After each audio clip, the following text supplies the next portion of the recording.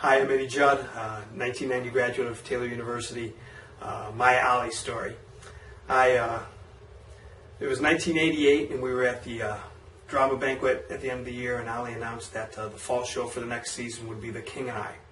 This is my all-time favorite musical. As a matter of fact, I had the privilege of seeing Yul Brynner perform the role in Cleveland in 1985, about 6 months before he passed away. It made a great impact on me. It really made me want to focus on theater. It was something I started to really get into. And so when Ollie made that announcement, I looked over to Maria and I said, oh, gosh, I really want that role bad. That would be awesome. What a great role to play. So went home that summer and worked all summer on it. I studied the script. I studied Siam. I did some research on Yul Brynner, why he did the role the way he did it. Came into the audition. I didn't even use the script. I already had the role memorized. And big energy, big presence on the stage. I just totally went for it. And Ollie had a very positive response to my audition. I thought, wow, I really have a chance. I might actually land this role. And so I went back, and the cast list was posted outside the communication office.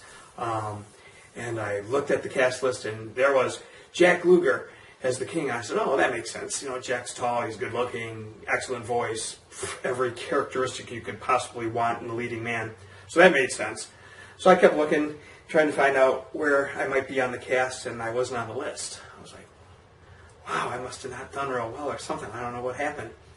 But then someone pointed that my name was on the kid list.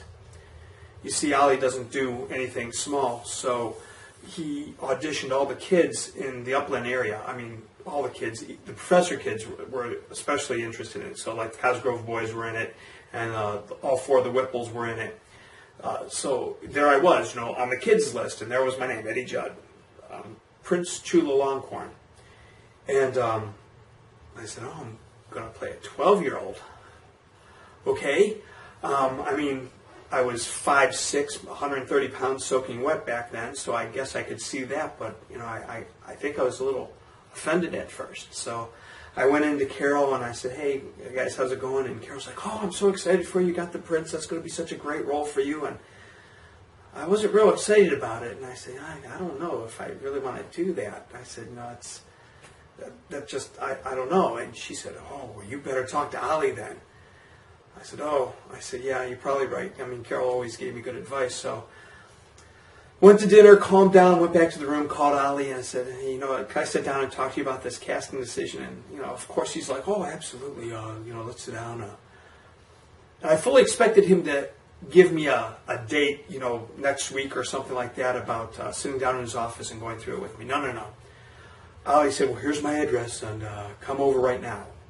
Now? I said, it's like 7 o'clock. He goes, oh, come on over. We need to sit down and talk about this. I said, okay. So I made the trek from Wingett's across campus, went over to the house. Beautiful home. And, knock on the door, a little nervous. And Jackie opens the door. Hi, Ed. Come on in. You want something to drink? Here, have a seat. I'm in the living room. You see all this theater stuff all over the house. It was immaculately decorated. And then comes Ollie with his notes, and I just said, why? I don't understand. Did I do something wrong? What happened?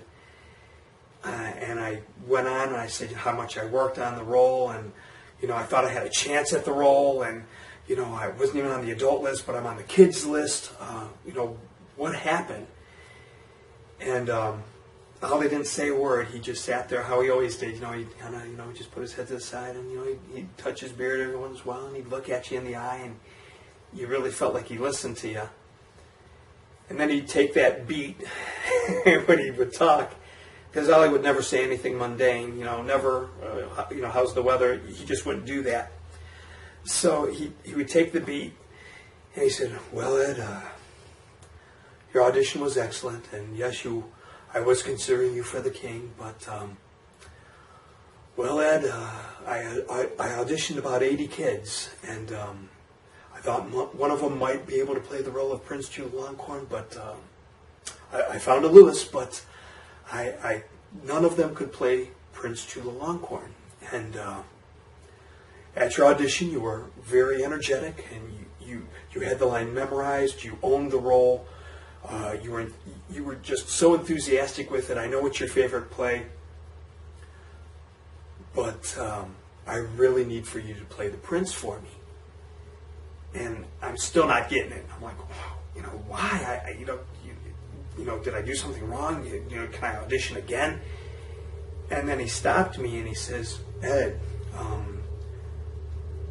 if you don't do this role, we're going to have to make some serious changes to what we're going to be doing this fall. And I need for you to trust me. And this will be the hardest role you've ever done. It'll be the most rewarding. And I sat there and I said, okay, Ollie, I trusted him.